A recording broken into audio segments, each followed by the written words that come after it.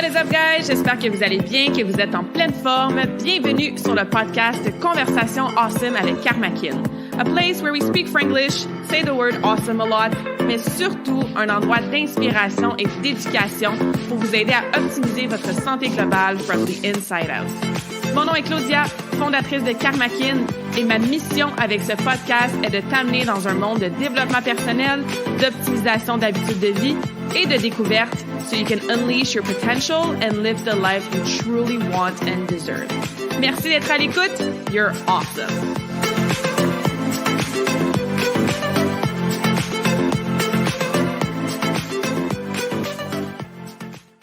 Hello, hello! Bonjour à tout le monde. J'espère que vous allez bien, que vous êtes en pleine forme.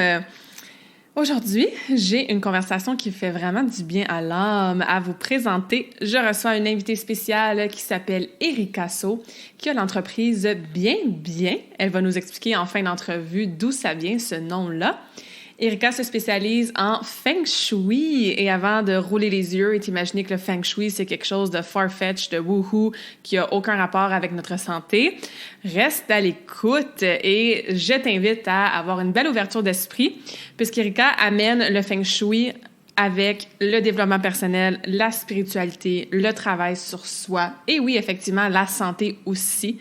Elle nous partage des anecdotes personnelles, son histoire, comment c'est rendu ici, à plonger vraiment dans le Feng Shui et à nous aider à mieux connecter avec notre environnement physique, à revoir notre relation avec nos biens matériaux aussi. Et à travers ça, ben c'est sûr qu'on rentre dans les synchronicités de l'univers, le développement personnel, and all the good things que j'adore jaser pour que tu puisses être inspiré, puis toi aussi, prendre des choix dans ta vie qui parfois sont difficiles, mais qui, avec, c'est ça, l'inspiration, l'éducation, un petit peu d'aide de l'univers, l'alignement, la connaissance de soi, peut amener à une vie qui est très, très épanouie et qui est très saine et surtout qui fait en sorte qu'on est bien dans nos biens. Alors, on jase de tout ça aujourd'hui avec Erika. Je vous encourage fortement à la suivre. J'ai mis tous ces liens dans la description du podcast. N'hésitez pas à nous écrire après avoir écouté cet épisode pour nous donner votre feedback. Évidemment, si vous avez des questions, n'hésitez pas non plus. Et sinon, ben, je vous laisse. Bonne écoute! Bonjour Erika, bienvenue dans cette conversation awesome. Comment vas-tu aujourd'hui? Salut Claudia, merci, ça va super bien. Je suis vraiment heureuse d'être avec toi aujourd'hui, donc merci beaucoup pour l'invitation. Oui, ça me fait plaisir. Tu es passionnée d'un domaine qui me surprend. Plus j'en apprends et plus je plonge un peu là-dedans. Donc, on va pouvoir en parler aujourd'hui. Mais avant de commencer, j'aime toujours en savoir un petit peu plus sur l'histoire de mon invité, puis comment tu t'es ramassée à travailler dans le Feng Shui et d'avoir une entreprise qui aide les gens avec tout ça, en fait, qui nous entoure à tous les jours. Ben oui, avec plaisir. Ben écoute, surtout que c'est toute une aventure, en fait, qui m'a menée jusqu'ici. J'aime souvent dire que j'ai eu plusieurs vies dans ma vie. Pour ceux qui connaissent un peu l'astrologie, j'ai mon soleil en Gémeaux. Donc, je suis extrêmement curieuse. Je veux toujours apprendre sur plein de sujets. Et dans ma vie, j'ai papillonné à travers plusieurs domaines, même au niveau de ma formation professionnelle. Quand j'étais jeune, j'ai fait toutes les activités parascolaires possibles imaginables, mais pendant 1 an seulement, pour tout essayer.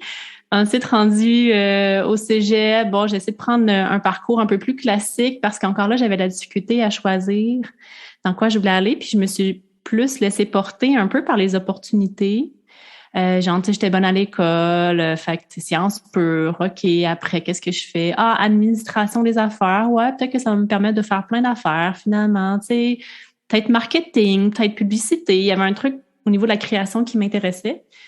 Fait que finalement, je me suis lancée en administration des affaires en espérant avoir une multitude de portes ouvertes. Et finalement, j'ai pas tripé vraiment ma vie en administration. Les gens autour de moi, quoi qu'ils étaient très gentils, mais la vibe me ressemblait pas du tout. Puis, pour une petite anecdote, dans un cours de gestion d'équipe de vente, on avait fait une espèce de quiz de personnalité sur les types de gens qu'on était, la type de vibe qu'on avait. Puis sur une classe de 60, j'étais la seule avec, genre, dans un groupe. Alors que le 3/4 était dans 2-3 autres groupes séparés. Ouais. Fait que j'étais comme, OK, ouais, je suis pas tout à fait, pas tout à fait dans la bonne vibe. Mais bon, j'ai quand même voulu terminer ma formation juste pour compléter la boucle. Puis après, je suis passée juste de l'autre côté. Donc, je suis passée des HEC à l'école d'aménagement d'architecture de l'Université de Montréal parce que j'avais toujours été fascinée par les endroits, par les lieux, par les maisons, par l'espace. Un de mes trucs préférés, c'est toujours de découvrir des nouvelles maisons. Là, quand je rencontre quelqu'un, là, c'est comme mon gros fun de découvrir l'environnement. Puis même en voyage, mes parents, ils m'ont beaucoup fait voyager quand j'étais enfant. Puis c'est quelque chose qui venait toujours me chercher, là, tu sais, les lieux avec de l'histoire et tout. Fait que j'ai décidé de faire une formation en design intérieur pour en me disant, c'est bon, ça mène comme la balance côté créatif puis le côté plus cartésien aussi.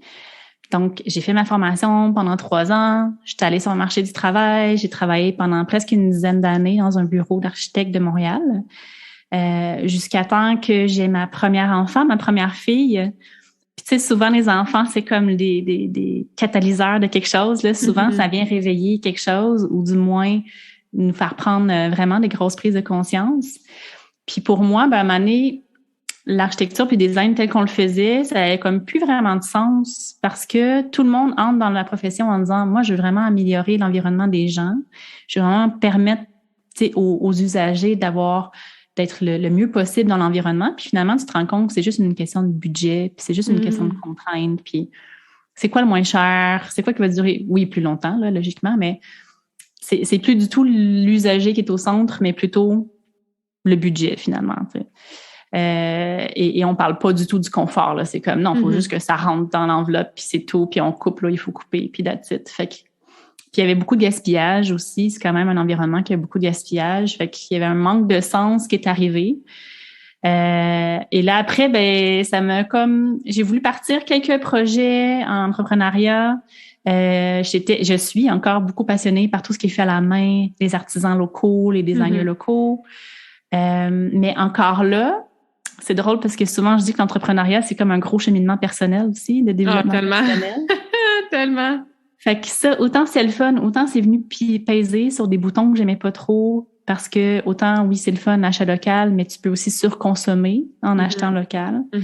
Donc, le côté très mercantile de la chose, ça venait coincer bien des affaires. Et finalement, au moment que j'étais en grosse remise en question de tout, la pandémie est arrivée. Donc, mars 2020, on se souvient, c'est loin puis c'est pas loin, tu sais. C'est ça. Donc, pour moi, la pandémie, ça a été une espèce de signe qui m'a dit, OK, là, arrête de te creuser la tête. Là, je t'ai rendue tellement obsédée de trouver ma voie. Je pense que c'est l'histoire de ma vie, là, tu sais, vu que j'ai papillonné dans plein de choses. J'ai eu la difficulté à trouver vraiment ma voie. Puis, je t'ai rendue obsédée. J'étais comme, faut que je la trouve. Puis c'est tellement pas un bon minding d'esprit d'être obsédée par ça, parce que c'est pas comme ça que tu la trouves non plus. C'est ça. Et finalement, la pandémie m'a fait tout arrêter. Les enfants sont revenus à la maison, plus d'école, plus de garderie. Et puis, on a fait le premier confinement dans la maison familiale chez nous avec ma maman. Parce que on se disait, à l'époque, on habitait dans un condo du plateau Mont-Royal. Puis, tu sais, pas d'espace extérieur pour jouer, pas de parc. On disait, confinement, ça risque d'être un peu difficile. Donc, on est allé avec ma maman qui avait encore la maison familiale en banlieue, gros terrain, pour permettre aux enfants d'avoir de l'espace. Et c'est là que, par hasard, je suis tombée sur mes premiers livres sur le Feng Shui qui appartenaient à mon papa parce que moi, ça fait environ 5 ans que j'ai perdu mon papa dans un infarctus majeur. Donc, il nous a quittés de manière assez abrupte. Ce qui, encore là, ça aussi, ça a fait bouger beaucoup de choses. J'imagine. Et pour moi, quand j'ai regardé les premiers livres, j'étais comme curieuse parce que je connaissais de nom, mais j'avais beaucoup de préjugés sur le Feng Shui, honnêtement. Moi, je pensais que c'était comme juste avoir des dragons puis des bouddhas partout. Puis c'est que ton maison ressemblait à un magasin de souvenirs chinois, là. C'était à peu près ça, là. Puis comme, le côté designer en moi était comme hors de question. J'ai du bambou chez nous. Genre, j'aime vraiment pas ça. Puis finalement, en lisant, j'ai comme en fait, c'est super intéressant parce que c'est beaucoup plus simple qu'on pense. C'est très terre à terre, c'est beaucoup dans l'expérimentation, dans comment on se sent dans l'environnement, notre lien aussi à la nature qui est super important. Donc, au final, le premier livre, je suis comme, c'est pas du tout ce que je pensais. Et ça venait répondre aussi à tout ce questionnement-là au niveau du design intérieur, de dire comment on fait pour être bien dans un environnement. Et ça l'expliquait vraiment super bien, en fait. Fait que je suis comme, pourquoi j'ai pas appris ça avant? Mon Dieu. Moi qui me dis designer à l'intérieur, puis après, j'en ai parlé avec plein d'autres amis aussi qui sont dans ma profession. Puis c'est vrai, on est comme, mais on n'apprend jamais ça à l'école. Et c'est un savoir ancestral qui est basé sur des milliers d'années d'observation, d'expérimentation. C'est quoi la relation qu'on entretient avec tout ce qui nous entoure. Donc, finalement, un premier livre en a amené à un autre, à un autre. Puis au début, j'avais vraiment une espèce d'excitation en me disant « Ah oui, OK, super, c'est super intéressant. » Puis là, je me rappelais que ça m'arrive tellement souvent. Oh, excuse-moi, j'ai une mouche autour de moi. Elle s'est invitée dans le podcast. Ça m'arrivait tellement souvent d'avoir des espèces de trips comme ça. Puis je me disais peut-être que ça va passer. Encore là, ça va être un truc qui va durer 1 an, puis après, ça va arrêter. Mais finalement, non, tu sais, je sentais vraiment qu'il y avait quelque chose de différent. Puis plus ça avançait, plus ça augmentait. Fait que finalement, en prenant les livres, j'ai cherché une première formation. Puis là, tu sais, c'est comme plein de synchronicités qui sont arrivées. La journée que je cherchais une formation, la seule qui s'offre au Québec, commençait la fin de semaine d'après pour 1 an. Donc, je suis comme, OK, let's go, la formation. Après, j'essaie d'avoir du support aussi à travers des programmes du gouvernement comme à la mesure du soutien au travail autonome, que j'ai réussi à pitcher mon projet pour commencer à être consultante Feng Shui. Puis, ils m'ont pris aussi. Fait que tout s'est fait après très naturellement, en fait. Tout s'est très enchaîné de manière fluide. Et c'est comme ça que je suis là aujourd'hui, en fait, devant toi. Et j'aime bien dire que c'est un espèce de petit cadeau que mon papa me laissait encore dans sa bibliothèque parce que c'est en fait, mon papa était cambodgien. Donc, lui, en fait, même était cambodgien et chinois, les deux. Et ça a toujours été un enjeu pour moi de balancer les deux cultures entre l'Occident et l'Orient. Et le Feng Shui, ça vient un peu guérir ça dans un sens. Donc, de par lui, finalement, il m'a laissé une dernière clé pour être capable de m'approprier un savoir qui est plutôt oriental et de l'amener en Occident avec ma propre voix. Donc, ça a comme bouclé quelque chose aussi, ce que je trouve le fun. Et voilà, en gros, c'est comme ça que je me suis rendue devant toi. Oh, quelle belle histoire! Bravo d'avoir suivi tes valeurs, d'avoir reconnu à différents moments dans ce parcours-là que, il y a quelque chose qui est plus en alignement, ou il y a quelque chose qui vient clasher un petit peu avec mes valeurs profondes, par exemple, d'hyperconsommation, ou, tu sais, justement, d'être dans le trait tactique, logistique et enlever un petit peu l'humain derrière, par exemple, la création d'un environnement. Des fois, on se questionne plus vraiment sur nos valeurs, puis on reste dans une profession, dans une relation même, ou dans un environnement qui, c'est ça, devient un petit peu déphasé ou désaligné avec la personne qu'on devient, qu'on évolue, ou tout simplement des choses qu'on apprend puis qui nous ramènent plus proche de ces valeurs-là qu'on a à l'intérieur de nous. Fait que c'est pas toujours facile de faire le move, de changer, de décider, d'arrêter, de changer de relation, de déménager. Donc, je pense qu'à plusieurs endroits dans ton cheminement, tu as réussi à faire ça. C'est-à-dire, OK, je sais pas de quoi ça va avoir l'air de l'autre côté de cette décision-là, mais non, je prends la décision de plus continuer, je le sens. Comment tu fais pour faire confiance à ça, à ce ressenti-là, puis à cette petite voix-là qui te dit « c'est peut-être plus autant en alignement qu'avant. » Écoute, je pense que c'est, je veux dire, pas l'expérience, mais le plus difficile, c'est toujours les premières fois. Parce que tu ne sais pas vraiment, là, tu es devant l'inconnu, puis tu te dis « Ah, merde, qu'est-ce qui va se passer? Je le sais pas. » Puis quand tu l'as jamais fait, c'est très épeurant parce que, justement, tu n'as pas une expérience sur laquelle tu peux te reposer en disant « Non, c'est bon, je l'ai déjà fait, puis ça s'est super bien passé. » Fait que je dirais que la première fois demande un peu plus de guts, surtout que moi, c'est ce que tu dis là, je trouve ça tellement vrai. On a tellement de la difficulté à prendre du recul par rapport à nos situations, se demander est-ce que c'est encore en alignement, oui, non, puis sinon, de changer. Parce que dans la société, nous montre une façon de faire, un modèle qui est très linéaire. Ouais. Faut que tu ailles à l'école. Après, tu as une bonne job. Après, tu montes les échelons, puis tu arrives à la tête, puis that's it. Il faut toujours que tu restes dans un seul domaine. Sinon, t'es trop éparpillé. Moi, on m'a toujours dit ça. T'es trop éparpillé, t'arrives pas à te focusser. Mais en fait, non, il y a juste plein d'affaires qui m'intéressent. C'est ça.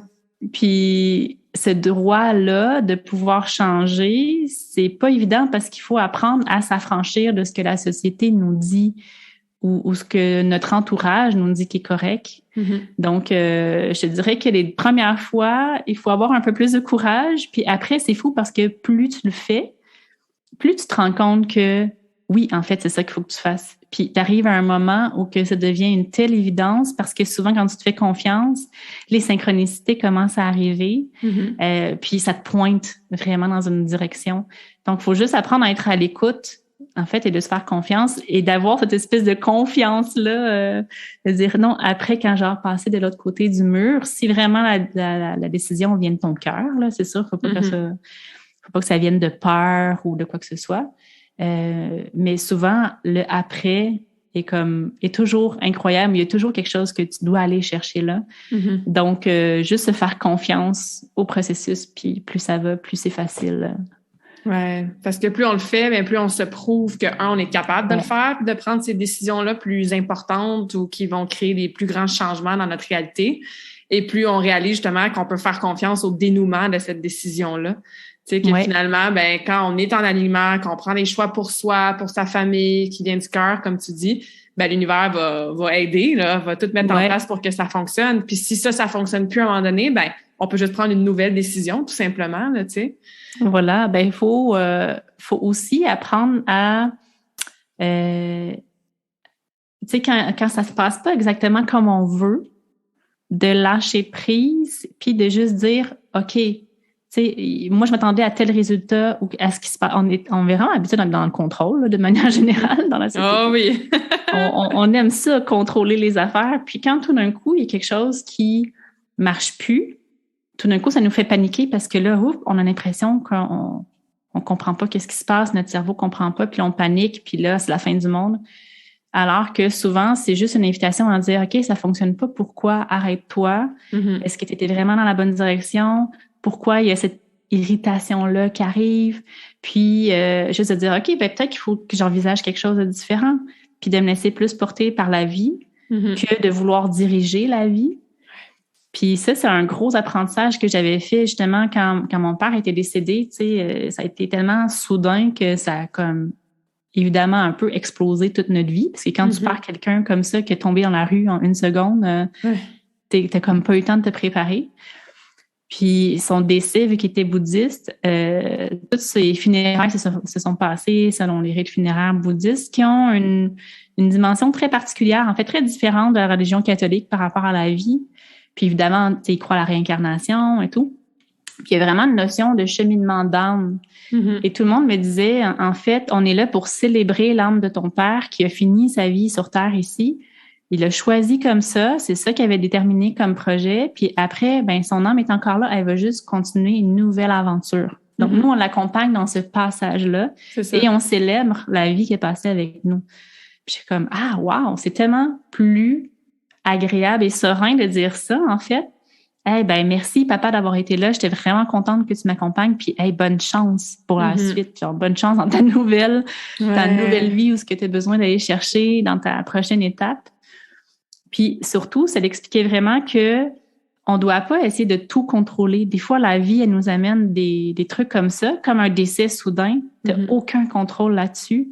Puis après, il faut que tu apprennes à lâcher prise, puis à te laisser un peu plus porter, à vivre tes émotions, puis à juste suivre la vie tranquillement. Puis ce côté-là, très nord-américain, de vouloir tout tenir fort pour être sûr que tout se passe comme on veut. Quand on apprend à le détendre puis à le lâcher, c'est là que les surprises arrivent puis que les bonnes choses arrivent parce que t'es juste en mode réception, en fait, puis il y a toujours des bonnes choses qui arrivent vers toi quand tu réussis à les voir. T'es plus dans le contrôle, là. Ah, le lâcher prise. Oui, vraiment. Merci pour ce partage-là. J'ai des frissons partout, là, quand tu parles de ton papa. Moi aussi, je crois énormément en la réincarnation, qu'on est une âme dans un corps physique. Puis quand on meurt sur cette terre, on a fini cette vie-là. Mais l'âme continue. Puis, sais, moi, je dis souvent en joke, OK, next life, tu sais, ça va être quoi la prochaine vie? Ça va être où? On le sait pas. Et effectivement, dans plusieurs cultures, c'est une célébration, la mort, pour célébrer la personne, l'impact, la croissance, l'évolution, les leçons qu'elle a apprises pour qu'elle garde tout ça avec elle pour justement la prochaine étape, le prochain passage. Et ça veut pas dire qu'on pleure pas, qu'on n'a pas un deuil à vivre, qu'on s'ennuiera pas de la personne dans son être physique puis sa présence avec nous au quotidien. Effectivement, ça amène un peu de douceur quand on a des circonstances comme ça qui sont surtout inattendues des personnes qu'on aime, là, tu sais. Ouais, vraiment, c'est vraiment un apprentissage de dire, OK, je laisse aller la personne, je la célèbre, puis la vie change toujours, tout le temps. Il y a toujours quelque chose qui est en mouvement, puis la seule chose qui est évidemment sûre, c'est que tout bouge tout le temps. Ouais. Donc, d'être capable d'accueillir ces émotions à travers ces épreuves-là, de les vivre aussi, c'est super important. Là, comme tu as dit, oui, c'est sûr que tu as de la peine, puis pleure, puis vas-y, tu sais, jusqu'à temps que ça sorte au complet. Puis une fois que tu l'auras vécu, que tu l'auras laissé comme traverser ton corps puis se libérer, ça va aller beaucoup mieux que d'essayer de tout retenir en moton dans ta gorge, de dire non, c'est bon, tout va bien. Fait qu'il y a vraiment une espèce d'équilibre, on dirait qu'on a à faire avec la vie, avec ce que ça nous amène, d'être capable de vivre les montagnes russes que ça peut faire, parce que c'est pas juste un long fleuve tranquille, puis c'est correct, là, c'est parfait. Mais c'est pas la fin du monde, même si c'est une montagne russe, tu sais, c'est là pour nous apprendre des choses. Puis souvent, les plus grandes épreuves, en ce que moi j'ai eu dans ma vie, sont nées les plus gros apprentissages, les plus grandes évolutions, les changements de vie carrément. Donc, c'est pas là pour rien non plus, là. Fait qu'il faut aussi savoir, même si c'est pas facile, il faut savoir les aimer aussi à travers ça. Absolument. La vie va toujours nous donner ce qu'on a besoin et pas toujours ce qu'on veut. Tu sais, des fois, on pense vouloir quelque chose, puis là, comme tu dis, on peut être déçu ou frustré que la chose qu'on voulait, c'est pas passé 100% comme on imaginait, mais c'est de relâcher l'attachement à la conclusion qu'on espère avoir, au dénouement qu'on espère voir apparaître dans notre vie. Tu sais, c'est correct d'avoir des désirs, d'avoir des choses qu'on veut atteindre, mais si on lâche prise sur « je vais être correct quand même si ça arrive pas parce que j'ai confiance que il y a peut-être quelque chose de mieux en fait, puis que la vie va me donner ce que j'ai besoin, pas toujours ce que je pense que je veux. » Tu sais, ça c'est une leçon que j'ai appris beaucoup dans mon premier long voyage en Australie. Moi, je pensais que je voulais arriver là-bas, puis travailler dans un gym, puis faire des longues heures, puis tout ça. Puis, écoute, il y avait tellement de obstacles. Maintenant, je vois ça comme pas des obstacles du tout. C'était plutôt des signes. Mais dans ma tête, je me dis, mon Dieu, comment ça? Tu sais, il y a autant d'obstacles, puis j'arrive pas à trouver une job dans un gym, et pourtant, c'est ce que je veux, X, Y, Z, j'ai toutes les raisons. Jusqu'à temps que je lâche prise, je fais comme, attends une minute, là, la vie est en train de me donner ce que j'avais besoin à ce moment-là, puis ce que j'avais besoin, c'était un break. C'était de passer du temps à la plage, de ne pas travailler, de me reposer, d'avoir du fun, de dormir et de récupérer de mes dernières, probablement 10 ans, où est-ce que j'avais jamais pris des longues vacances, puis j'étais toujours en mode athlète, travail, fini mon bac, mon DSS. Et là, j'arrive en Australie, puis j'essaie de recréer cette vie-là, parce que pour moi, c'est confortable, parce que c'est ce que je connais. Et c'était pas nécessairement sain, mais c'était confortable. Et là, la vie a fait comme, non, t'as besoin d'un break. Puis ça a été 2 mois et demi sans travailler pour la première fois de ma vie à ce moment-là, jusqu'à temps que je fasse comme, aïe, c'était pas ça que je voulais, mais c'est tellement ça que j'avais de besoin.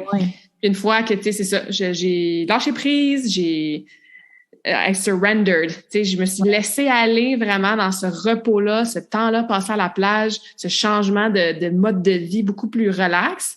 Mais quand j'étais prête après, la job dans le gym est arrivée facilement. Et voilà. C'est souvent ça, hein? Être capable d'être dans l'observation. L'observation neutre, presque. L'espèce de détachement, de dire, OK, il se passe ça, qu'est-ce que ça veut dire? Puis de pas être trop polarisé non plus. Tu aurais pu t'apitoyer sur ton sort aussi, là, me dire, pourquoi? Puis t'acharner, puis peut-être que tu en aurais finalement trouvé une job avec beaucoup d'acharnement, mais ça n'aurait pas, justement, si tu n'aurais pas apporté la même place, tu n'aurais pas pu te reposer. Donc, c'est pour ça, moi, souvent, les irritations comme ça, moi aussi, laisse toujours une lumière rouge à faire, OK, je suis pas dans le bon chemin, là. C'est ça, exactement.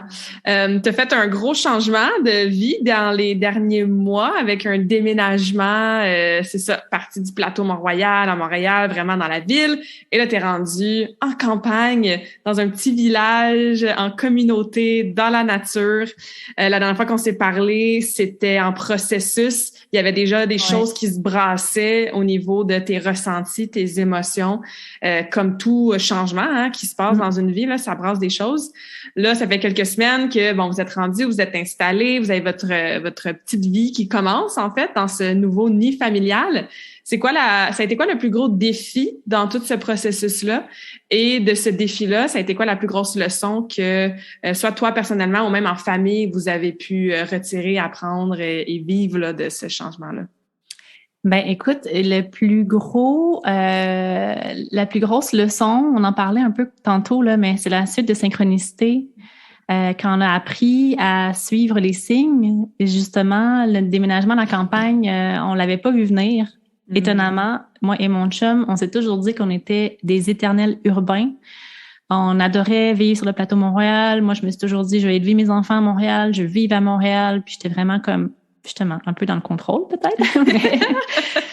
Mais bref, on s'est toujours défini énormément là-dessus. Puis même, mon chum était pire que moi parce qu'il disait, ah, moi, c'est le plateau Mont-Royal, là, tu sais, dès que je traverse la traque de chemin de fer, il me faut un passeport parce que c'est rendu trop loin, tu sais. Fait qu'on riait beaucoup avec ça, mais reste qu'on pensait que c'est ça qui nous définissait beaucoup.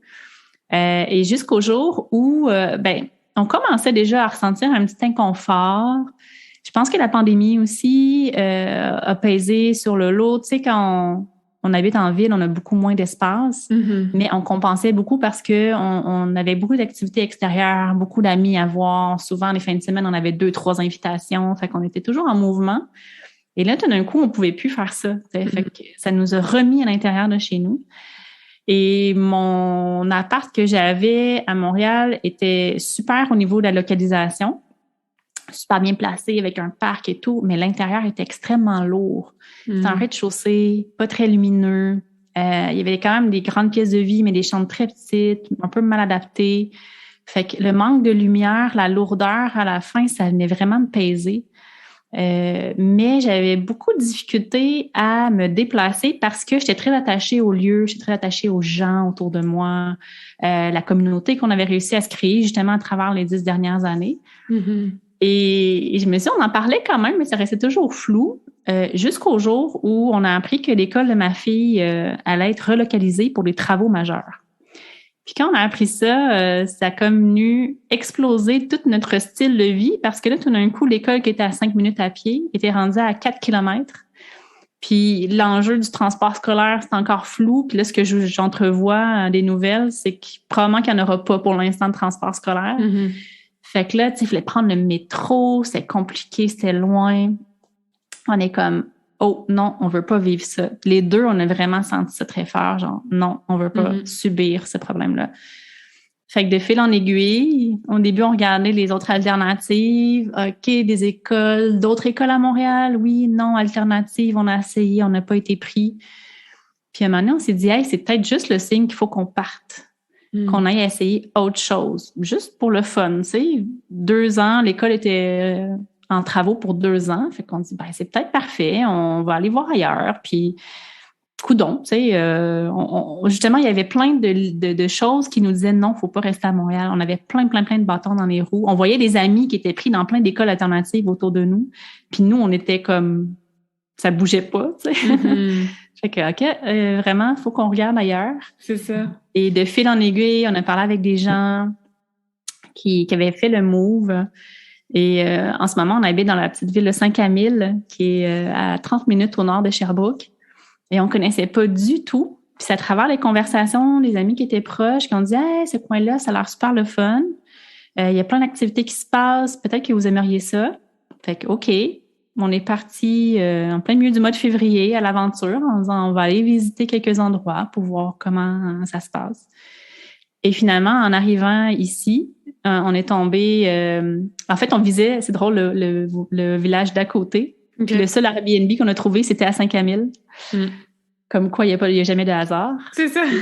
Quand on est arrivé au Airbnb, la fille qui nous a accueillis, Catherine, super gentille, on lui a expliqué notre projet. Ah, ben, on veut peut-être déménager de Montréal, mais nous, on cherchait vraiment un lieu pour s'impliquer. On voulait être proche de la nature, mais on voulait pas être isolé non plus, parce qu'on est comme 2 personnes, beaucoup de gens. Mon chum aussi, à son soleil en Gémeaux. Fait que, on disait, on veut vraiment avoir un projet qui est le fun. On s'intéresse beaucoup aux enjeux climatiques, aussi, développement durable. Donc, elle a dit, hey, vous êtes à un endroit parfait.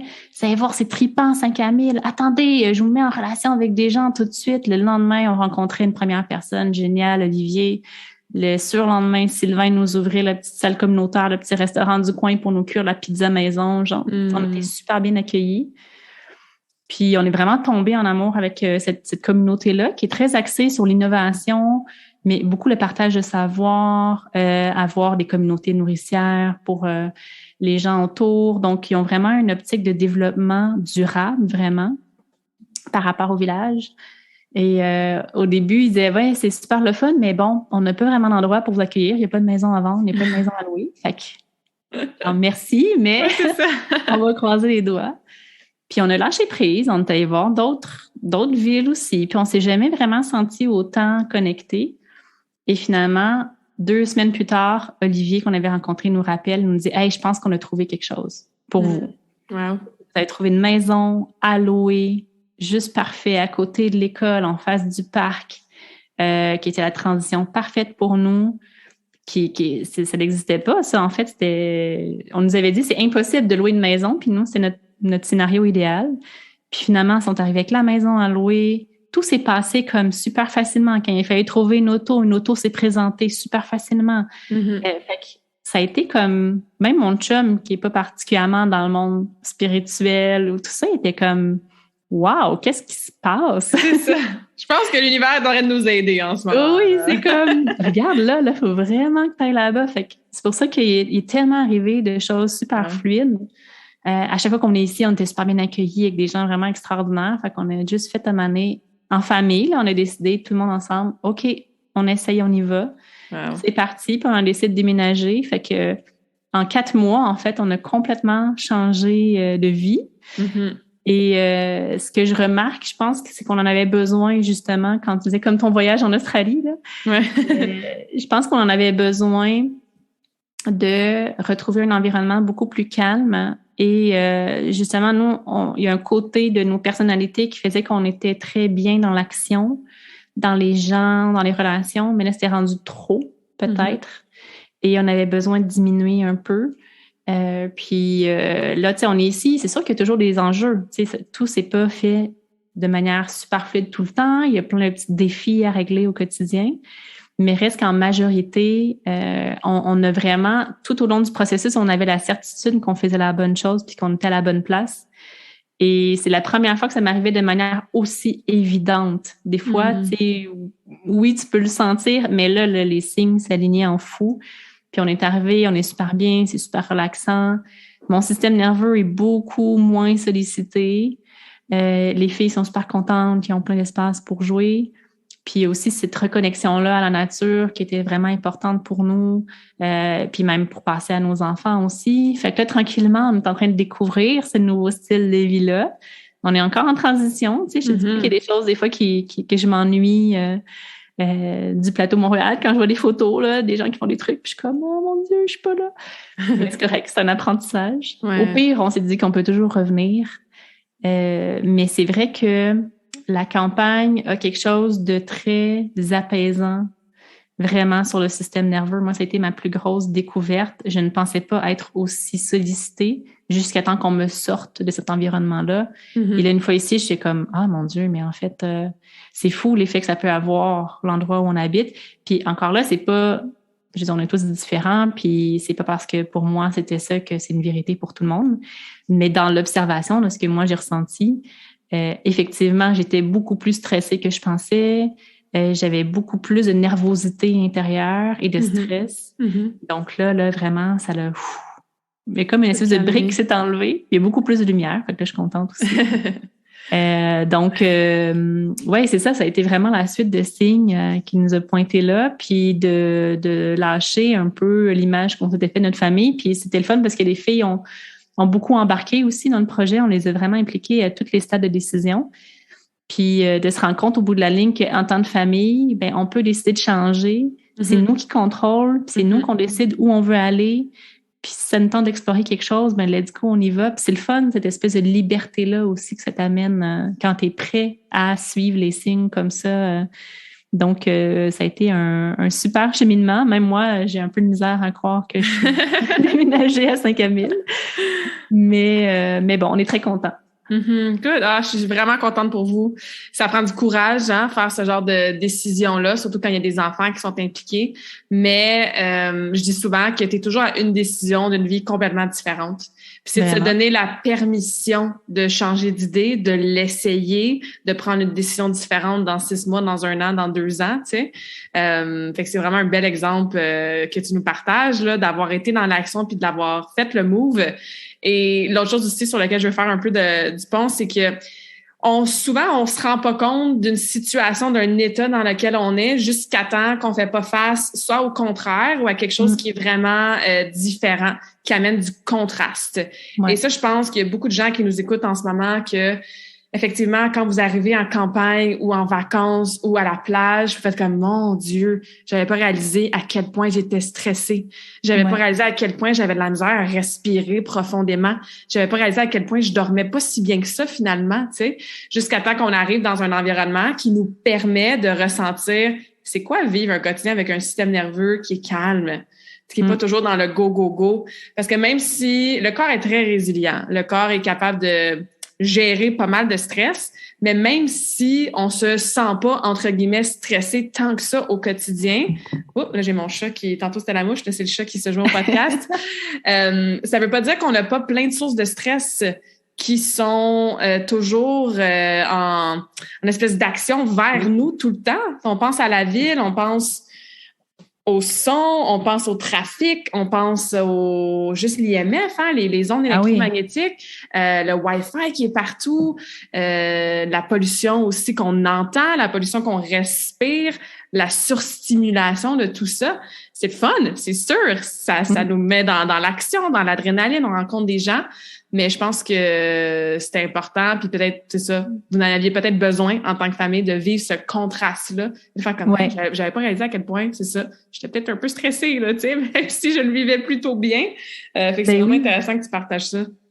Puis surtout, tu sais, pour faire justement le pont avec le Feng Shui, qu'on parle vraiment de la position de l'être humain dans un environnement, on étudie souvent aussi, OK, quels sont les éléments de stress qui viennent drainer ton énergie dans ton quotidien?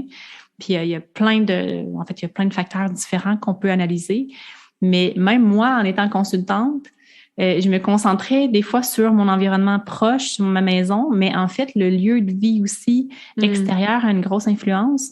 Puis comme tu disais, tu sais, à chaque fois que je marchais dans la rue à Montréal, tu es toujours sollicité parce que ton corps est fait pour observer avec les 5 sens qu'est-ce qui se passe autour de toi, puis voir si tu es en sécurité ou non. Puis si tu es en sécurité, d'être prêt à l'action. Donc, à moins vraiment qu'il y ait quelqu'un qui marche à côté de toi, qui bouge, un bruit, évidemment, un auto, un vélo, quoi que ce soit, tu es toujours en mode alerte. Moi, je me rendais compte que je marchais dans la rue, veux pas. En plus, avec des enfants, tu es encore plus en mode alerte parce que tu veux pas que tes enfants ils se fassent frapper par un auto.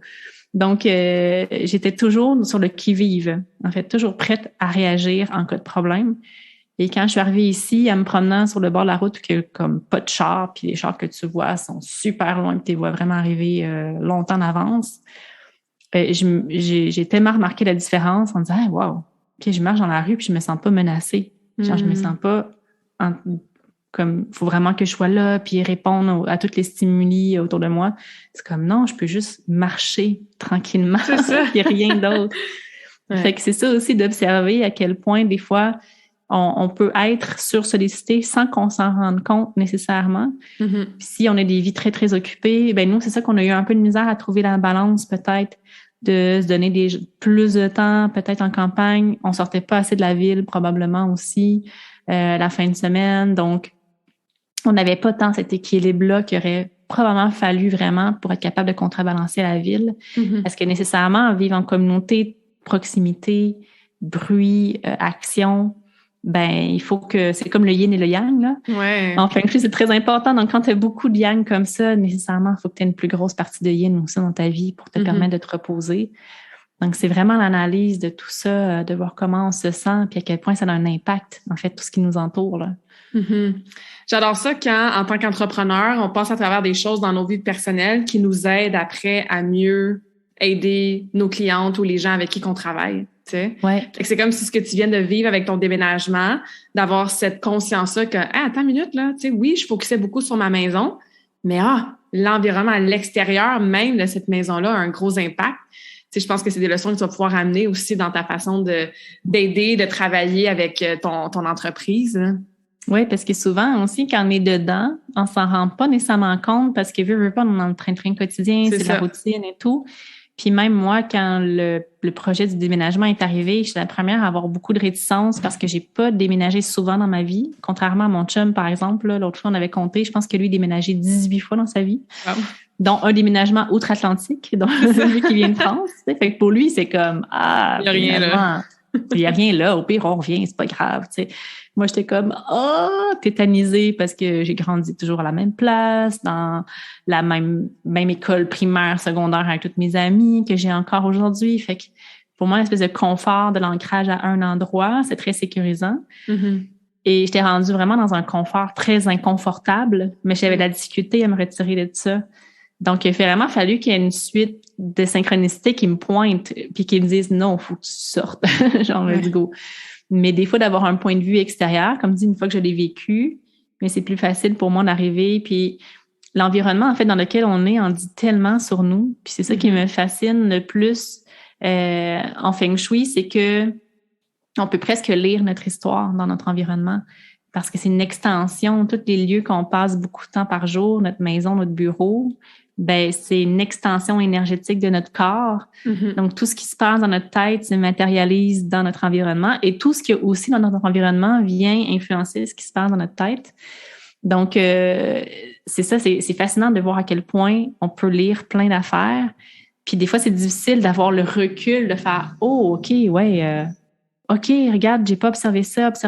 Hey, il faudrait peut-être que je change. » Puis non, là, ça marche plus. Donc, des fois, d'avoir un regard extérieur, une personne extérieure, c'est plus facile parce que pour moi, ça peut être une évidence. Dès que je rentre, que je vois ça, je suis comme, oh, OK, attends, tu te sens-tu comme ça? Oui, OK. Ah, mais comment t'as su ça? Ben, parce que physiquement, ça se passe dans l'espace. Donc, c'est vrai qu'à travers l'expérience, quand on le vit, c'est beaucoup plus facile aussi après d'accompagner les gens dans ça, tu sais. Vraiment. Quelqu'un qui est à l'écoute puis qui est comme ça m'intéresse le feng shui, je comprends maintenant que ça a une influence sur mon bien-être, ma santé, tout ça. C'est quoi peut-être les premières choses plus concrètes, pratico-pratiques qu'on peut peut-être vérifier dans une pièce ou dans notre environnement qui peut déjà nous aider à commencer à intégrer certains principes clés du feng shui? Mais en fait, le feng shui, là, je dirais, il y a quelques principes vraiment simples, là, parce que, bon, c'est sûr qu'il y a plusieurs couches, puis ça peut aller de manière très profonde dans l'analyse d'un endroit. Mais souvent, j'aime dire aux gens, si vous voulez avoir un bon feng shui, c'est super simple. De un, il faut vivre dans un environnement qui est le plus désencombré possible. Donc, il faut que l'énergie circule bien dans un espace. On travaille beaucoup avec l'énergie vitale qu'on appelle le chi. Donc, plein d'autres noms, le prana, par exemple, je pense en Inde. Donc, la circulation du chi est super importante. Puis, par exemple, le cousin du feng shui, c'est l'acupuncture. Donc, on a la même base commune, le même tronc commun. Et l'acupuncteur, en fait, travaille la circulation d'énergie avec des aiguilles dans le corps. Nous, on travaille la circulation d'énergie avec des éléments physiques autour de nous, à l'extérieur du corps. Donc, quand on a beaucoup de choses très encombrées, que c'est lourd, des gros meubles, l'énergie, elle circule pas. Ou elle circule de manière très low, c'est très lourd. Donc, vraiment désencombrer le plus possible, ça fait vraiment une différence, sans tomber dans l'extrême minimaliste, parce que là, au contraire, l'énergie circule trop vite. Donc, il faut avoir un bon équilibre. Donc, on sait si vous avez beaucoup de choses à chaque fois que vous rentrez chez vous, puis c'est comme, c'est donc bien lourd, non, pourquoi je me cogne toujours dans les mêmes choses? Vous avez des boîtes, des déménagements que vous traînez dans chaque déménagement au cours des 10 dernières années. Tout ça, ça a un impact. Donc, première chose, désencombrer pour que l'énergie circule le mieux possible. Puis ensuite, avoir un usage par pièce, idéalement. Donc, la chambre, il faut que ça soit une chambre. Il faut qu'on puisse dormir, là, idéalement. De ne pas avoir 56 000 choses différentes dans une chambre. Dans un salon, c'est la même chose. Salle à manger. On a tendance à beaucoup mêler les usages, ce qui fait qu'on n'est plus bien nulle part. Donc, c'est sûr que quand on a des petits espaces, c'est pas évident parce que des fois, on n'a pas le choix d'avoir une chambre puis un bureau peut-être. Mais c'est juste de trouver des trucs pour être capable d'avoir, OK, le mode jour, je suis mode bureau. Donc, des fois, on va faire des petits changements, peut-être de l'éclairage, peut-être un paravent.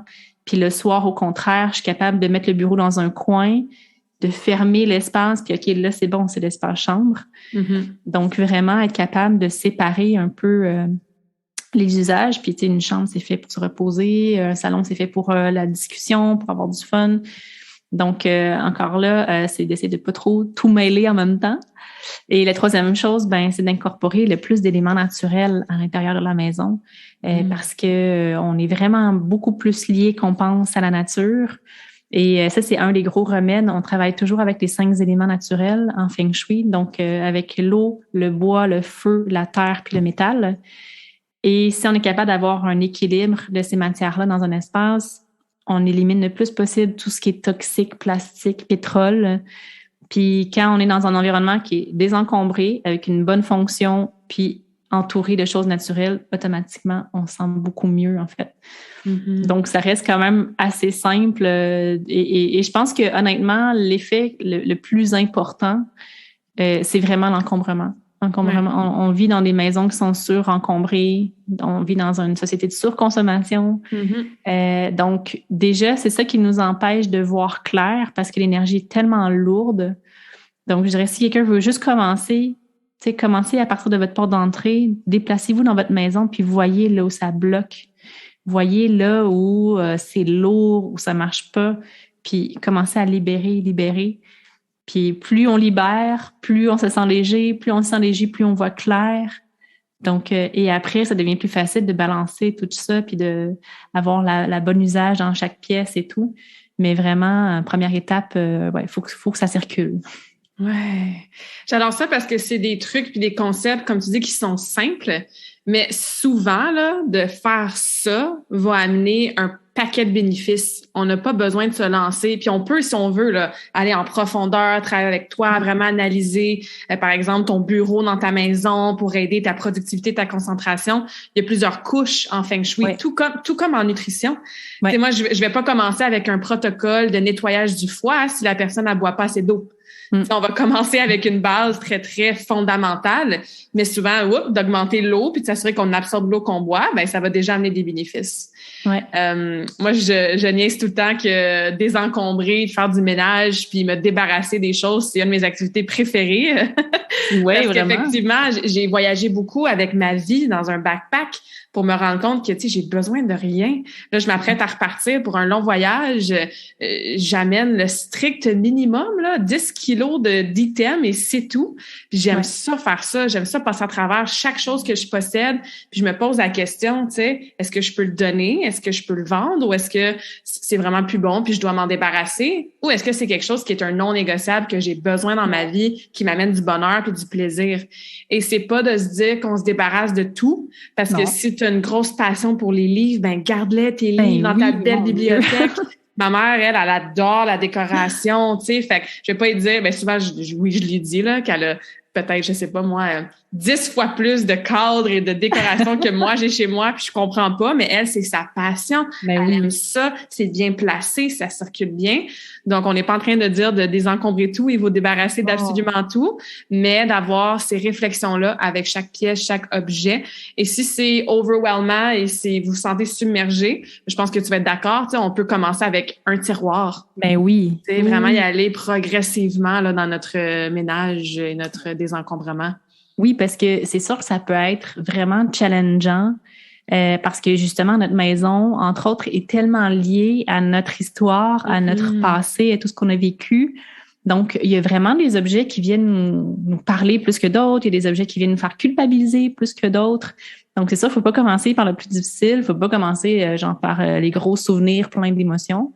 Donc, idéalement, commencer avec des choses qui sont les plus faciles. Justement, un petit tiroir de tout ce qui, là. Tu sais, on a toujours un petit tiroir avec plein de cochonneries dedans. Déjà, ça peut être un bon départ. Des fois, les vêtements aussi, ça va être plus facile à trier. Mais c'est ça, c'est pas de dire on se débarrasse de tout, c'est d'avoir un regard juste conscient sur ce qu'on a et juste de se rendre compte à quel point, comme tu dis, on a des choses dont on n'a tellement pas besoin. Et souvent, le réflexe que les gens vont avoir, parce que c'est ça la société, c'est de dire quand on a trop de choses, ma maison est trop petite. Donc, je vais acheter une plus grande maison avec plus de rangements, ça va régler mon problème. Mais en fait, non, parce que plus tu as de l'espace, plus tu vas le remplir. Si tu ne vas pas au cœur du problème puis que tu n'as pas une relation saine avec tout le matériel que tu as, peu importe la maison que tu vas avoir, tu vas toujours réussir à la remplir puis tu vas toujours avoir du bordel. Fait qu'il faut vraiment revoir après. Tu sais, c'est drôle, là, des fois, moi, j'avais un exemple. Si tu arrives à quelque part puis il y a plein de souvenirs, mais des souvenirs qui t'appartiennent pas, par exemple, tu sais, des vieilles photos partout. C'est arrivé, une vieille tante que j'avais visitée, tu sais, il y a des photos des années 20, 30 partout. Ben, t'es comme, OK, cette personne-là, clairement, a vécu dans le passé et pas capable de... Puis dans sa chambre, en plus, il y avait plein de photos de ses parents, genre, dans sa chambre. T'es comme, OK, attends, y a-t-il quelque chose, une relation avec les parents qui est pas saine? T'es-tu vraiment capable de passer dans l'avenir et d'avoir ta propre vie, par exemple? C'est ça. Donc, il y a tellement de liens quand même des fois émotifs avec les choses que d'apporter un regard conscient puis de prendre chaque chose de par OK, est-ce que j'en ai vraiment besoin? Oui, non. D'observer la réaction qu'on a aussi. Des fois, je vais le garder juste au cas où. Ah, OK, intéressant. Pourquoi juste au cas où? Pourquoi tu penses que tu en as besoin? Est-ce que tu as peur? Tu sais, est-ce que c'est une peur du manque? Est-ce que c'est... Parce que souvent, le au cas où n'arrive jamais. Exact. Si tu t'es pas servi ben, c'est ça, tu sais, si t'es pas servi de quelque chose pendant les 3 dernières années, il y a forte chance que tu t'en sers pas dans les 3 prochaines non plus, là, tu sais. Non, c'est ça, là. Puis, on est tellement habitué à vouloir garder. Il y a le stress aussi que, ben là, j'allais acheter, je vais pas gaspiller. Ou ça m'a été donné en cadeau, je me sens mal de m'en débarrasser. Voilà. Donc là, problème de limite personnelle. Hein? Est-ce que je suis capable de mettre des limites dans mon environnement puis de dire non aux choses que je n'accepte pas dans mon champ magnétique? Peut-être pas, tu sais. Moi, entre autres, c'était quelque chose comme ça. Tu sais, j'avais de la difficulté à dire non aux cadeaux, aux trucs comme ça. Puis là, je me retrouvais submergée d'objets puis j'avais de la difficulté à m'en débarrasser en faisant comme, ouais, mais c'est un cadeau, mais... En même temps, à chaque fois que je le regarde, ça me faisait quelque chose de négatif parce que ça me rappelait que j'avais pas été capable de dire non. Donc, c'est pour ça que c'est super challengeant des fois, puis il faut vraiment y aller un pas à la fois parce que ça peut demander quand même beaucoup de travail sur soi. Ça peut faire montrer des choses. Donc, tu sais, pas besoin de tout faire dans un après-midi, là, c'est impossible. Mais voilà, commencez par les choses que vous êtes beaucoup moins attachés. Plus ça va aller, plus ça va être le fun. Ça va faire du bien, vous allez vous sentir libéré, puis là, vous allez pouvoir attaquer des couches un peu plus deep. Mais une fois qu'on commence, comme tu as dit, ça fait tellement du bien. Ben c'est ça, on ressent les bénéfices, hein, comme « Oh mon Dieu, wow, ça respire! » Puis c'est ça, si vous êtes à l'écoute, vous avez déjà fait un bon ménage, tu sais, comment tu te sens après, là, tu sais, toutes tes armoires, tu sais où est-ce que tout est placé, c'est facile. Il n'y a pas ces petites frustrations-là au quotidien de comme « c'est où? » Justement, je me pète le coin l'orteil sur le coin de la table parce qu'il y a du stock partout. Encore une fois, je fais un parallèle avec nutrition, entraînement. Quand tu commences à t'entraîner, à bien manger, c'est comme je me sens bien, je veux continuer à le faire parce que je ressens les bénéfices. C'est la même chose avec le désencombrement. Ben oui, puis c'est surtout de penser qu'on le paye, ce prix-là, tu sais, de rester dans le statu quo, dans un environnement qui est encombré, que c'est le bordel partout, que par exemple, il y a peut-être des matériaux même toxiques à l'intérieur. Des fois, c'est difficile de passer à l'action parce que, bon, comme on dit, la routine, puis t'es en un petit confort ou que tu veux pas trop bouger. Mais il faut pas oublier qu'on le paye, ce prix-là, de rester là-dedans. Autant au niveau de l'énergie, comme le dit, nous, on travaille beaucoup au niveau de la petite réserve d'énergie qu'on a à chaque jour. Puis à chaque fois que tu as un irritant, ben ça vient diminuer cette énergie-là. À chaque fois, puis dans ta maison, ben c'est à tous les jours. Fait qu'à tous les jours, tu as la même maudite affaire qui vient d'enlever de l'énergie. Puis même à un moment donné, je suis comme, mais mon énergie, je vais la garder pour les choses que je veux vraiment faire, tu sais. Est-ce que j'ai des loisirs? Est-ce que le soir, ben moi, je vais avoir assez d'énergie pour jouer avec mes enfants, pour être présente, tu sais, pour voir des amis. Fait que juste de dire, OK, il y a des choses vraiment qui viennent me tirer vers le bas, autant m'en débarrasser de manière responsable le plus possible, donc leur vendre, leur donner. Mais aussi, ça a même un coût monétaire, financier, parce que si tu as une maison beaucoup plus trop grande pour tes besoins, juste parce que tu as trop de stock, ben il faut que tu le chauffes, ce pied carré-là, il faut que tu le payes, tu as une hypothèque là-dessus. Fait qui a besoin d'une maison de 4000 pieds carrés vraiment quand tu es juste 2, 3 ou 4, tu sais? À 4, là, nous, on a toujours vécu dans un appartement qui faisait moins de 1000 pieds carrés, puis c'est bien correct, là. Donc, c'est juste de penser que, ah oui, ça a l'air la facilité d'aller toujours... Je vais pas trop toucher à ça, je vais juste acheter quelque chose de plus grand, puis ça va cacher mon bordel, mais en fait, on le paye vraiment de plein de façons différentes. Donc, ça fait du bien de juste revoir tout ça, revoir les bases, puis après, comme tu as dit, c'est comme ton sac à dos, tu sais, tu te rends compte que tu n'as vraiment pas besoin de grand-chose pour vivre, puis chaque chose que tu amènes dans ta maison, là, tu vas être vraiment content, tu vas le valoriser, ce sera pas un poids. Fait que là, tout d'un coup, ton espace va se transformer en quelque chose que tu aimes vraiment, dans lequel tu te sens bien. Ça va plus te tirer vers le bas, en fait. Ça va te booster vers le haut. Ouais, ça devient un travail de développement personnel. Ouais. Tu sais, comme tu dis, d'être à l'écoute des émotions qui remontent, des pensées, de la résistance qu'on a parfois. Si je peux partager un petit truc aussi que j'avais entendu, je pense que c'est dans un podcast. La personne expliquait qu'effectivement, on est souvent attaché aux souvenirs que l'objet représente. Fait que, par exemple, on pense à un bibelot ou un toutou, tu sais, qu'on a reçu, là, quand on était jeune ou quoi que ce soit. Puis là, on a de la misère à s'en débarrasser parce qu'on aime ça se rappeler le souvenir de l'occasion dans laquelle on a reçu ce toutou-là ou la personne qui nous l'a donné. Puis la personne sur le podcast disait, c'est la vue de l'objet, en fait, qui vient trigger, qui vient nous rappeler ce souvenir-là et pas nécessairement l'objet en soi. Ben non. Fait qu'elle a proposé de se faire un album photo. Donc, de prendre des photos de ces objets-là et de temps en temps, ben c'est ça, tu passes à travers ton album photo, puis t'es comme « Hey, le bibelot rose que ma tante m'a donné pour me féliciter pour ma graduation. » Tu l'as pas dans tes mains, le bibelot, c'est ça. Tu l'as pas dans tes mains, mais tu as la photo, donc tu t'en souviens. Puis tu peux être dans cette gratitude-là qu'amène le souvenir. Là, c'est un album photo qui prend une petite espace versus 50 objets dans ta maison que tu avais de la misère à te débarrasser. Fait que ça peut peut-être être une solution pour les gens qui ont de la difficulté à se débarrasser d'objets, en fait, qui rappellent des souvenirs, là. Oui. Puis ça peut être un entre-deux, justement, de commencer à prendre des photos, de mettre les objets dans un endroit séparé, peut-être dans une boîte, dans un sous-sol, un garde-robe, puis d'attendre pendant peut-être 1 an si vous n'êtes pas prêt à vous en débarrasser. Exact. Puis de voir après 1 an, mais finalement, l'album photo, ça fait vraiment la job. Fait que, fine, tu sais, là, je suis prêt à laisser aller la matière en soi. Ouais. Parce que c'est sûr que ça vient chercher. Tu sais, moi-même encore, là, j'ai des choses que je n'arrive pas à me débarrasser, que je sais que c'est par culpabilité ou, entre autres, tu sais, on parlait de mon papa au début, il y a des trucs qui me ramenaient du Cambodge dans ses valises 58 kilos, là. À chaque fois, il était tellement content de ramener plein d'affaires, mais il ramenait toujours les mêmes affaires, tu sais. Fait que j'ai comme 14 sets de statues d'Apsara, là, c'est comme des danseuses cambodgiennes en pierre. J'en ai en format en bois, en format tableau. Puis, tu sais, à chaque fois, je suis comme, OK, merci papa, mais genre, déjà, genre, un kit, ça aurait été assez, peut-être pas 4. Mais après, de le donner, nécessairement, il y a plein de choses qui rentrent en ligne de compte. Puis là, je me dis, ben oui, mais là, il l'a ramené du Cambodge. C'est mon père qui me l'a donné. Là, il est parti. Ça. Puis c'est correct aussi. Moi, il y a des choses que j'ai juste fait, OK, je suis pas prête encore à m'en débarrasser. Et c'est correct. Absolument. T'as pas besoin d'être tout de suite puis de se faire dans les cris, dans les pleurs. Il y a un moment donné que ça va être correct puis je vais me sentir prête à le faire. C'est de respecter aussi notre rythme.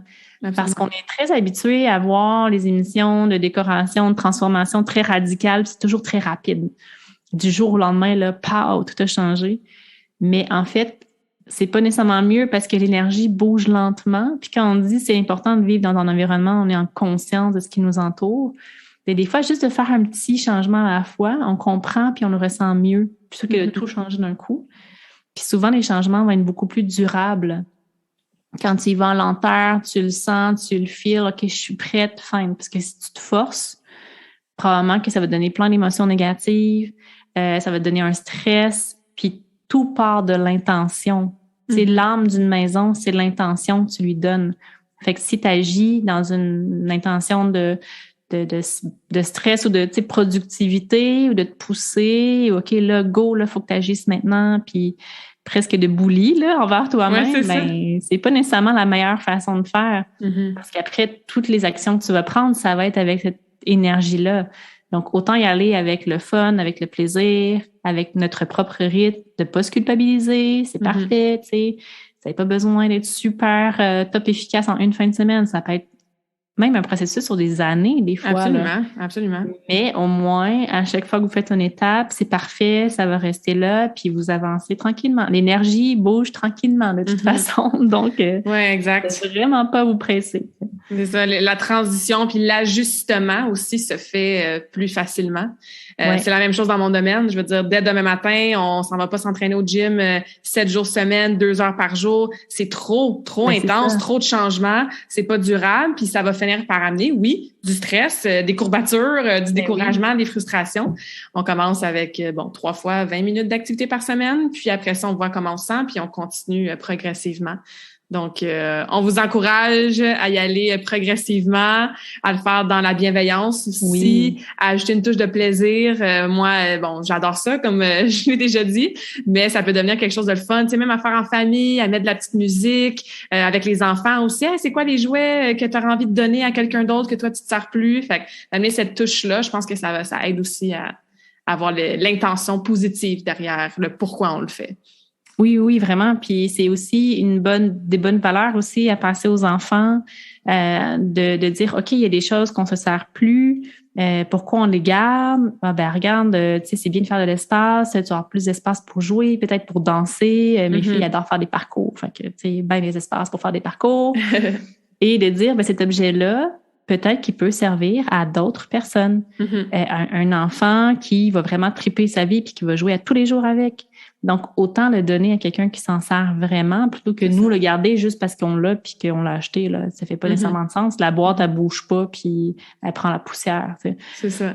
Donc, déjà d'apprendre ce détachement-là avec les objets, parce que c'est ça, en fait, la relation la plus saine que tu peux avoir avec un objet, c'est un détachement vraiment profond de dire, OK, c'est fun d'avoir des objets, mais ça reste des objets quand même. C'est pas vital. Il y a plein d'affaires que on peut très bien se retrouver, qu'on peut, tu sais, comme on dit, il n'y a rien de permanent dans la vie, là. Fait qu'il faut vraiment apprendre à faire comme, OK, les souvenirs que j'ai, par exemple, ils m'appartiennent, c'est à moi, c'est à l'intérieur de moi, il n'y a personne qui peut m'enlever. Mes enfants sont là, mais après, tout ce qui est matériel, ça reste du matériel. Donc, à partir du moment qu'on est détaché puis qu'on se rend compte, OK, ça, oui, ça me convient, ça me convient plus, ça, je suis prête à m'en débarrasser, m'en détacher, ça devient beaucoup plus facile et beaucoup plus léger. Puis, t'es moins dans une relation de... Tu sais, des fois, le matériel, c'est très lié avec la position sociale que tu veux refléter. Je veux montrer que j'ai réussi. Je veux montrer que si, je veux montrer que ça. Tu sais, veux pas, notre environnement physique est un peu on veut avoir une certaine validation. En plus, avec les réseaux sociaux, là, en ce moment, c'est la folie. Tout le monde montre leurs beaux intérieurs et tout. Puis là, toi, tu te sens poche parce que tu trouves ça laid chez vous. Mais l'idée, c'est pas de vouloir faire une compétition avec Marie-Lou 3 fois par jour qui a une maison magnifique, tu sais. C'est comme, non, comment toi, tu peux vraiment te sentir bien puis pas juste reproduire un décor pour prouver aux autres que toi aussi, ta maison peut être belle. On s'en fout, en fait, de ce que les autres pensent de ta maison. L'important, c'est comment toi, tu te sens à l'intérieur. Fait qu'il faut vraiment avoir un détachement puis se rappeler que tout ce qui nous entoure, c'est juste la matière puis ça peut être remplacé quand même. Puis de quand même refocuser sur ce qui est important, sur nous, sur notre famille. Donc, parce que le matériel, c'est ça peut partir sur des tangentes un peu négatives. Puis c'est pour ça que c'est important d'assainir, en fait, la relation qu'on a avec les objets pour juste les voir tels qu'ils sont. C'est des objets utilitaires, c'est qui nous apportent de la joie, puis that's it. T'as pas besoin de plus. Hein. Je pense qu'on va avoir des belles réflexions après la conversation d'aujourd'hui. Merci beaucoup pour ton partage, autant de ta vie personnelle, qu'est-ce qui se passe, qu'est-ce qui s'est passé dans les derniers mois aussi avec ton déménagement. Et aussi pour justement ces belles réflexions-là, je pense qu'on va regarder notre environnement d'une façon assez différente dès aujourd'hui. Comment est-ce qu'on peut travailler avec toi s'il y en a qui sont intéressés à en apprendre plus sur le Feng Shui, l'organisation de leur environnement et embarquer dans ce petit travail personnel et spirituel-là grâce au Feng Shui? Tu as ton site web, tu as un podcast. Oui, exactement. Donc, en fait, sur les réseaux sociaux, je suis plutôt active sur Instagram. Donc, vous pouvez me trouver sous le nom de ma compagnie qui s'appelle Bien Bien. Mm-hmm. Donc, c'est BIEN_barre BIENS sur Instagram. Sinon, j'ai mon site Internet qui est le www.bien-bien.ca. Donc, BIEN-BIENS.ca. Et d'ailleurs, juste pour la petite histoire, pourquoi j'ai appelé ma compagnie Bien Bien. Je trouve ça juste drôle parce que je cherchais un petit nom rigolo qui se prononce bien puis qui frappe. Et c'est à travers une lecture de Cartes du ciel que j'ai eu l'idée. Et avec ma grande amie Karine Ricard qui m'avait analysé ma carte. Puis j'avais un placement en deuxième maison avec plusieurs planètes. J'avais un stellium en deuxième maison. Puis elle m'a dit « Ah, c'est comme si pour toi, tu avais un sens de justice. » Et que tu voulais que tout le monde soit bien à travers une répartition équitable des biens matériels. C'est comme, voilà. En fait, c'est ça. J'ai juste que les gens soient bien à travers leur bien. Donc, j'adore ça. Oui, cool. Et sinon, oui, au niveau du podcast, j'ai aussi un podcast qui s'appelle Aménagement conscient, qui est disponible sur toutes les grandes plateformes, donc sur Apple Podcasts, Google, Spotify et tout. Donc, vous pouvez aussi m'entendre dans vos oreilles. Oui, très cool. Je vais mettre ça dans la description du podcast. Merci encore une fois, Erika. On va finir avec la même question que je pose à toutes mes invités. Quelle est ta citation préférée et pourquoi? Oui, moi, ma citation préférée, je me souviens plus de qui c'est exactement, mais ça recoupe un peu notre conversation en disant que la citation, c'est le passé n'existe plus, le futur n'existe pas, la seule chose qui existe, c'est le présent. Mm-hmm. Et de dire qu'on est souvent en train de ressasser des vieux trucs du passé ou de se projeter dans des peurs de futur, mais on oublie que la seule chose qui est là, c'est la seconde même ou l'instant qu'on vit. Mm-hmm. C'est la seule chose qui est réelle. Donc, essayer le plus possible. Quand je commence à avoir l'esprit là qui divague dans tous les sens, des fois, c'est pas facile. Puis, je suis sûre que ça parle à plein de gens là quand on commence à paniquer ou à ressasser des vieilles histoires. De juste essayer de se concentrer sur l'instant présent, de dire, OK, comment je peux être le mieux possible, le plus bien possible dans l'instant, puis c'est tout ce qui compte. Puis à partir de là, ça va créer un futur qui est peut-être beaucoup plus rose que juste d'être en train de ressasser des vieilles erreurs du passé. Parce que j'avais lu dans un livre justement que l'espèce humaine, on était la seule espèce qui se culpabilisait ou qui se flagellait à plusieurs reprises pour une seule erreur. Tu sais, souvent les animaux ils vont faire une erreur, ils vont faire comme « Oh, OK, c'est bon, j'ai appris, merci, bonsoir, je passe à autre chose. » C'est ça. Alors que nous, on est comme « Ah non, pourquoi j'ai fait ça? Pourquoi j'ai fait ça? Pourquoi j'ai fait ça? » Mais ça sert à rien au final. Et surtout, ça influence négativement le chemin qu'on prend pour la suite. Ouais. Donc, voilà. Essayer de revenir le plus possible dans l'instant présent. Être bien dans ses biens, dans le moment présent. J'adore ça. Exactement. Voilà, t'as tout résumé. Good. Merci beaucoup, Erika. C'est vraiment apprécié. Une super belle conversation. Oui, merci beaucoup, Claudia. C'est toujours un plaisir de discuter avec toi. J'espère que cette conversation awesome t'a inspiré. Et d'ailleurs, I would love to hear back from you. Rejoins Karmakin sur les réseaux sociaux and tag me in a post pour partager ce que tu retiens de cet épisode. Je serais vraiment grateful aussi si tu pouvais me laisser un rating and review pour le podcast. Ça me permet d'avoir un impact positif sur plus de gens comme toi. Merci beaucoup d'avoir été à l'écoute and until next time, je te souhaite une journée awesome.